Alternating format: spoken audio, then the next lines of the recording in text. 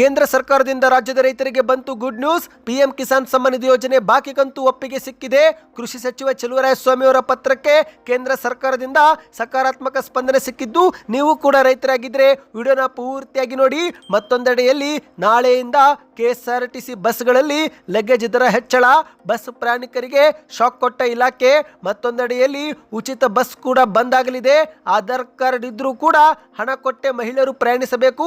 ಏನಿದು ಮಾಹಿತಿ, ಹೊಸ ನಿಯಮ ಯಾವಾಗಿಂದ ಜಾರಿಗೆ ಆಗುತ್ತೆ, ಎಲ್ಲ ಮಾಹಿತಿ ನೋಡೋಣ. ಮತ್ತೊಂದೆಡೆಯಲ್ಲಿ ಕುಮಾರಸ್ವಾಮಿ ಅವರು ಮುಖ್ಯಮಂತ್ರಿ ಆಗಲು 113 ಸ್ಥಾನ ಗೆಲ್ಲಬೇಕು, ಇಲ್ಲವೆಂದರೆ ಬಿಜೆಪಿಯಿಂದ ಮುಖ್ಯಮಂತ್ರಿ ಆಗುತ್ತಾರೆ ಎಂದಿರುವ ನಾರಾಯಣಸ್ವಾಮಿ ಅವರ ಹೇಳಿಕೆಗೆ ಕುಮಾರಸ್ವಾಮಿ ಅವರು ತಿರುಗೇಟು ಕೊಟ್ಟಿದ್ದಾರೆ. ಮತ್ತೊಂದೆಡೆಯಲ್ಲಿ ಕಾಂಗ್ರೆಸ್ ಸರ್ಕಾರ ಪತನದ ಅಂಚಿನಲ್ಲಿದೆ. ಡಿಕೆ ಶಿವಕುಮಾರ್ ಅವರು ಸಿಎಂ ಆಗೋದು ಫಿಕ್ಸ್ ಎಂದು ಶಾಸಕ ಯತ್ನಾಳ್ ಅವರ ಸ್ಫೋಟಕ್ಕೆ ಹೇಳಿಕೆ. ಈ ಎಲ್ಲ ಮಾಹಿತಿಗಳನ್ನು ಡೀಟೇಲ್ ಆಗಿ ನೋಡೋಕ್ಕಿಂತ ಮೊದಲು ನೀವು ನಮ್ಮ ಚಾನಲ್ಗೆ ಮೊದಲು ಬಾರಿ ಭೇಟಿ ಕೊಡುತ್ತಿದ್ರೆ ದಯವಿಟ್ಟು ಸಬ್ಸ್ಕ್ರೈಬ್ ಬಟನ್ ಕ್ಲಿಕ್ ಮಾಡಿ, ಪಕ್ಕದಲ್ಲಿ ಕಾಣಿಸುವಂತಹ ಗಂಟೆ ಕೂಡ ಒತ್ತಿ. ಇದರಿಂದ ರಾಜ್ಯದ ಮಾಹಿತಿಗಳು ನಿಮಗೆ ಸಿಗುತ್ತವೆ. ದಯವಿಟ್ಟು ವಿಡಿಯೋಗೆ ಲೈಕ್ ಮಾಡಿ ಮತ್ತು ವಿಡಿಯೋ ಪೂರ್ತಿಯಾಗಿ ನೋಡಿ. ಬನ್ನಿ ಸ್ನೇಹಿತರೆ, ಎಲ್ಲ ಮಾಹಿತಿಗಳನ್ನ ಡೀಟೇಲ್ ಆಗಿ ನೋಡೋಣ. ನೀವು ಕೂಡ ರೈತರಾಗಿದ್ದು ಪಿಎಂ ಕಿಸಾನ್ ಸಮ್ಮಾನ್ ನಿಧಿ ಯೋಜನೆ ಫಲಾನುಭವಿಗಳಾಗಿದ್ದರೆ ನವೆಂಬರ್ ತಿಂಗಳಲ್ಲಿ ಬಿಡುಗಡೆಯಾಗಿರುವ 21ನೇ ಕಂತು ನಿಮ್ಮ ಬ್ಯಾಂಕ್ ಖಾತೆಗೆ ಜಮಾ ಆಗಿತ್ತಾ ಆಗಿಲ್ವಾ ಕಮೆಂಟ್ ಮಾಡಿ. ಇದೀಗ ಕರ್ನಾಟಕದ ರೈತರಿಗೆ ಗುಡ್ ನ್ಯೂಸ್ ಒಂದು ಸಿಕ್ಕಿದೆ. ಹೌದು, ಪಿಎಂ ಕಿಸಾನ್ ಸಮ್ಮಾನ್ ನಿಧಿ ಯೋಜನೆಯಡಿಯಲ್ಲಿ ಬಾಕಿ ಉಳಿದಿದ್ದ ಹಣವನ್ನು ಬಿಡುಗಡೆ ಮಾಡುವಂತೆ ಕೇಂದ್ರದ ಕೃಷಿ ಸಚಿವ ಶಿವರಾಜ್ ಸಿಂಗ್ ಚೌಹಾಣ್ ಅವರಿಗೆ ರಾಜ್ಯದ ಕೃಷಿ ಸಚಿವ ಚಲುವರಾಯಸ್ವಾಮಿ ಅವರು ಒಂದು ಮನವಿ ಪತ್ರವನ್ನು ಸಲ್ಲಿಕೆ ಮಾಡಿದ್ರು. ಈಗ ಆ ಒಂದು ಪತ್ರಕ್ಕೆ ಕೇಂದ್ರ ಸರ್ಕಾರ ಸಕಾರಾತ್ಮಕವಾಗಿ ಸ್ಪಂದಿಸಿದೆ. ಹೌದು, ಕೇಂದ್ರದಿಂದ ಹಣ ಬಿಡುಗಡೆ ಆದರೂ ಕೂಡ ಕರ್ನಾಟಕದ ಸಾಕಷ್ಟು ರೈತರಿಗೆ ಹಣವೇ ಜಮೆ ಆಗುತ್ತಿದ್ದಿಲ್ಲ. ಈಗ ಅಂತಹ ರೈತರಿಗೆ ಒಂದು ಶುಭ ಸುದ್ದಿ ಸಿಕ್ಕಿದೆ. ಹೌದು ಸ್ನೇಹಿತರೆ, ಸುಮಾರು 30,000ಕ್ಕೂ ಅಧಿಕ ಕರ್ನಾಟಕದ ರೈತರಿಗೆ ಪಿಎಂ ಕಿಸಾನ್ ಸಮ್ಮಾನ್ ನಿಧಿ ಯೋಜನೆ ಹಣ ಜಮೆ ಆಗುತ್ತಿಲ್ಲ ಎಂದು ಚಲುವರಾಯಸ್ವಾಮಿ ಅವರು ಕೇಂದ್ರ ಸಚಿವರ ಗಮನಕ್ಕೆ ತಂದಿದ್ರು. ಈ ಕುರಿತಂತೆ ಕಳೆದ ಡಿಸೆಂಬರ್ 17, 2025ರಂದು ಪತ್ರವು ಕೂಡ ಬರೆಯಲಾಗಿತ್ತು. ಈಗ ಕಳೆದ ವಾರ ಬೆಂಗಳೂರಿಗೆ ಬಂದಿದ್ದಂತ ಕೇಂದ್ರದ ಕೃಷಿ ಸಚಿವರಿಗೆ ಮನವಿ ಕೂಡ ಮಾಡಲಾಗಿತ್ತು. ಸದ್ಯ ಈ ಕುರಿತಂತೆ ಕೇಂದ್ರದ ಕೃಷಿ ಸಚಿವರೀಗ ಸಕಾರಾತ್ಮಕವಾಗಿ ಸ್ಪಂದಿಸಿದ್ದಾರೆ. ಹೌದು, ಈಗ ಶೀಘ್ರವೇ ಕರ್ನಾಟಕದ 22,000ಕ್ಕೂ ಹೆಚ್ಚು ಫಲಾನುಭವಿ ರೈತರನ್ನು 22ನೇ ಕಂತಿನ ಪಟ್ಟಿಯಲ್ಲಿ ಸೇರಿಸಲಾಗಿದ್ದು ಶೀಘ್ರವೇ ಹಣ ಬಿಡುಗಡೆ ಆಗಲಿದೆ ಎಂದು ಅವರು ಮಾಹಿತಿ ನೀಡಿದ್ದಾರೆ. ನೀವು ಸ್ಕ್ರೀನ್ ಮೇಲೆ ಒಂದು ಟ್ವೀಟ್ ನೋಡ್ತಿರಬಹುದು ಸ್ನೇಹಿತರೆ. ಇದು ಚಲುವರಾಯಸ್ವಾಮಿ ಅವರೇ ಮಾಡಿದ ಟ್ವೀಟ್ ಆಗಿದೆ. ರೈತರ ಹಿತರಕ್ಷಣೆಗೆ ಸ್ಪಂದಿಸಿದ ಕೇಂದ್ರದ ಸಚಿವರಿಗೆ ಧನ್ಯವಾದಗಳು. ಕರ್ನಾಟಕದ ಪಿಎಂ ಕಿಸಾನ್ ಫಲಾನುಭವಿಗಳ ತಾಂತ್ರಿಕ ಸಮಸ್ಯೆಗಳನ್ನು ಪರಿಹರಿಸುವಂತೆ ರಾಜ್ಯ ಸರ್ಕಾರ ಸಲ್ಲಿಸಿದ್ದಂಥ ಮನವಿಗೆ ಸಕಾರಾತ್ಮಕವಾಗಿ ಸ್ಪಂದಿಸಿದ ಕೇಂದ್ರದ ಕೃಷಿ ಸಚಿವ ಶ್ರೀ ಶಿವರಾಜ್ ಸಿಂಗ್ ಚೌಹಾಣ್ ಅವರಿಗೆ ಹೃತ್ಪೂರ್ವಕ ಧನ್ಯವಾದಗಳು. ರಾಜ್ಯದ 22,000ಕ್ಕೂ ಹೆಚ್ಚು ರೈತರನ್ನು 22ನೇ ಕಂತಿನ ಪಾವತಿ ಪಟ್ಟಿಗೆ ಸೇರ್ಪಡೆಗೊಳಿಸಿರುವುದು ಸ್ವಾಗತಾರ್ಹ ನಿರ್ಧಾರ. ರೈತರ ಏಳಿಗೆಗಾಗಿ ರಾಜಕೀಯವನ್ನು ಮೀರಿದ ಬದ್ಧತೆಯೊಂದಿಗೆ ಕೆಲಸ ಮಾಡುವುದೇ ನಮ್ಮ ಆದ್ಯತೆಯಾಗಿದೆ ಎಂದು ಕೃಷಿ ಸಚಿವ ಚಲುವರಾಯಸ್ವಾಮಿ ಅವರು ಟ್ವೀಟ್ ಒಂದನ್ನು ಮಾಡಿದ್ದಾರೆ. ನಿಮ್ಮ ಬ್ಯಾಂಕ್ ಖಾತೆಗೂ ನವೆಂಬರ್ ತಿಂಗಳಲ್ಲಿ 2,000 ರೂಪಾಯಿ ಬಂದಿಲ್ಲವೆಂದರೆ ಯಾವ ಊರು ಎಂಬುದನ್ನು ನೀವು ಕಮೆಂಟ್ ಮಾಡಿ. ಹೌದು ಸ್ನೇಹಿತರೆ, ಪಿಎಂ ಕಿಸಾನ್ ಸಮ್ಮಾನ್ ನಿಧಿ ಯೋಜನೆ ಲಾಭ ಪಡೆದುಕೊಳ್ಳಲು ಬ್ಯಾಂಕ್ ಖಾತೆಗೆ ಈ KYC ಮಾಡುವುದು ಕೂಡ ಕಡ್ಡಾಯವಾಗಿದ್ದು, ಆದರೂ ಕೂಡ ಕೆಲ ತಾಂತ್ರಿಕ ಕಾರಣದಿಂದ ಈ KYC ಮಾಡಿಕೊಂಡರೂ ಕೂಡ ಹಣ ಜಮಾ ಆಗುತ್ತಿದ್ದಿಲ್ಲ. ಈಗ ಅಂತ ರೈತರಿಗೆ ಮುಂದಿನ ದಿನಗಳಲ್ಲಿ ಈ ಒಂದು ಕಂತು ಜಮೆ ಆಗುವ ನಿರೀಕ್ಷೆ ಇದೆ. ಬನ್ನೀಗ ಎರಡನೇ ಮಾಹಿತಿಗೆ ಹೋಗೋಣ. ನಾಳೆಯಿಂದಲೇ ಕೆಎಸ್ಆರ್ಟಿಸಿ ಬಸ್ಗಳಲ್ಲಿ ಲಗೇಜ್ ದರ ಹೆಚ್ಚಳವಾಗಲಿದೆ. ಹೌದು, ಫೆಬ್ರವರಿ 16ರಿಂದ ಕೆಎಸ್ಆರ್ಟಿಸಿ ಬಸ್ಗಳಲ್ಲಿ ಲಗೇಜ್ ದರ ಹೆಚ್ಚಳವಾಗಲಿದ್ದು ಪ್ರಯಾಣಿಕ ರಹಿತವಾಗಿ ಸಾಗಿಸುವ ಲಗೇಜ್ ದರವನ್ನು ಪರಿಷ್ಕರಣೆ ಮಾಡಲಾಗಿದೆ ಎಂದು ಹೇಳಲಾಗ್ತಾ ಇದೆ. ಈ ಕುರಿತಂತೆ ಕೆಎಸ್ಆರ್ಟಿಸಿ MD ಆಗಿರುವ ಅಕ್ರಮ್ ಪಾಷಾ ಎನ್ನುವರು ಆದೇಶವೊಂದು ಹೊರಡಿಸಿದ್ದಾರೆ. ಹೌದು ಸ್ನೇಹಿತರೆ, ಈ ಒಂದು ಹಿಂದೆ ಇದ್ದಂಥ ಬೆಲೆ ಈಗ ಮತ್ತೆ ಏರಿಕೆ ಮಾಡಲಾಗಿದೆ. ಮಾಹಿತಿಯ ಪ್ರಕಾರ ಈ ಒಂದು ಹಿಂದೆ 2012ರಲ್ಲಿ ಪ್ರಯಾಣಿಕ ರಹಿತ ಲಗೇಜ್ ದರವನ್ನು ಏರಿಕೆ ಮಾಡಲಾಗಿತ್ತು. ಅಲ್ಲಿಂದ ಇಲ್ಲಿಯವರೆಗೆ ದರವನ್ನು ಪರಿಷ್ಕರಣೆ ಮಾಡಿದ್ದಿಲ್ಲ.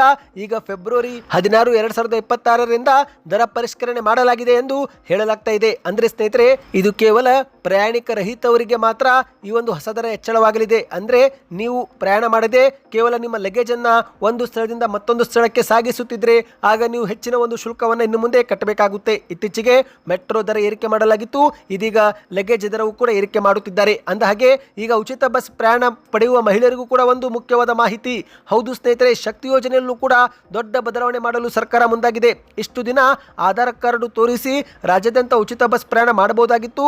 ಆದರೆ ಶೀಘ್ರವೇ ಸ್ಮಾರ್ಟ್ ಕಾರ್ಡ್ ವ್ಯವಸ್ಥೆ ಜಾರಿಗೆ ಮಾಡಲು ಸರ್ಕಾರ ಸಜ್ಜಾಗಿದೆ. ಹೌದು, ಶಕ್ತಿ ಯೋಜನೆಯ ದುರ್ಬಳಕೆ ತಡೆದು ಪಾರದರ್ಶಕತೆ ಹೆಚ್ಚಿಗೆ ಮಾಡಲು ಸರ್ಕಾರ ಈಗ ಉಚಿತ ಬಸ್ ಪ್ರಯಾಣಕ್ಕೆ ಸ್ಮಾರ್ಟ್ ಕಾರ್ಡ್ ಕಡ್ಡಾಯ ಮಾಡಲು ನಿರ್ಧಾರ ಮಾಡಿದೆ.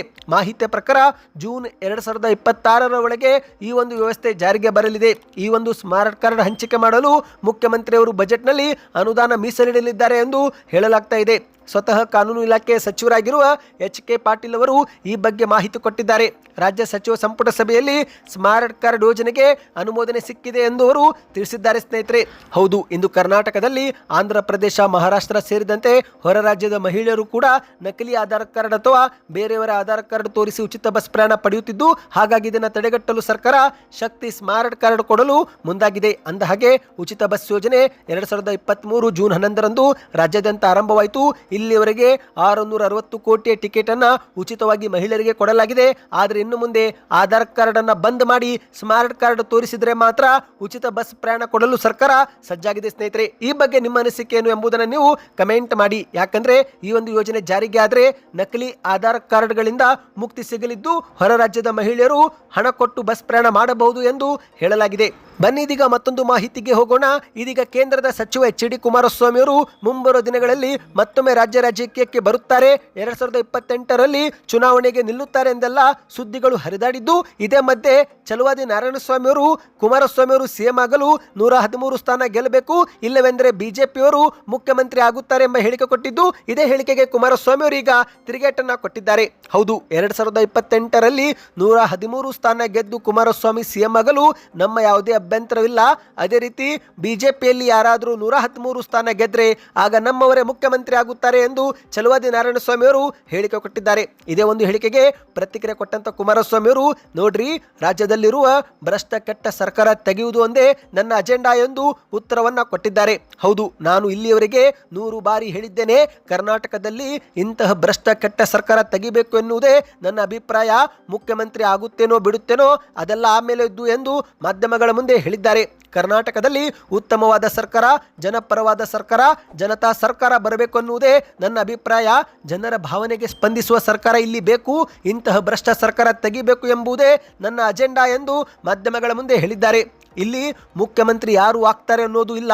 ಕೂಸು ಹುಟ್ಟೋಕ್ಕೂ ಮುನ್ನವೇ ಕುಲಾಯಿ ಹೊಲಿಸಿದ್ರು ಅಂತ ಯಾಕೆ ಬೇಕು? ಇನ್ನು 2 ವರ್ಷ ಬಾಕಿ ಇದೆ, ಬಹಳ ಶ್ರಮ ಹಾಕೋದಿದೆ.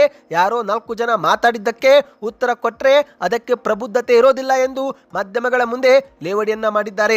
ಒಟ್ಟಿನಲ್ಲಿ ಸ್ನೇಹಿತರೆ, ಮುಂಬರುವ ದಿನಗಳಲ್ಲಿ ಎಚ್.ಡಿ. ಕುಮಾರಸ್ವಾಮಿ ಅವರು ಮತ್ತೊಮ್ಮೆ ರಾಜಕೀಯಕ್ಕೆ ಬರುವಂತ ಸುಳಿವು ಈಗಾಗಲೇ ಕೊಟ್ಟಿದ್ದಾರೆ. ಬನ್ನಿ ಇದೀಗ ಕೊನೆಯ ಮಾಹಿತಿಗೆ ಹೋಗೋಣ. ರಾಜ್ಯ ಕಾಂಗ್ರೆಸ್ ಸರ್ಕಾರ ಪತನದ ಅಂಚಿನಲ್ಲಿದೆ.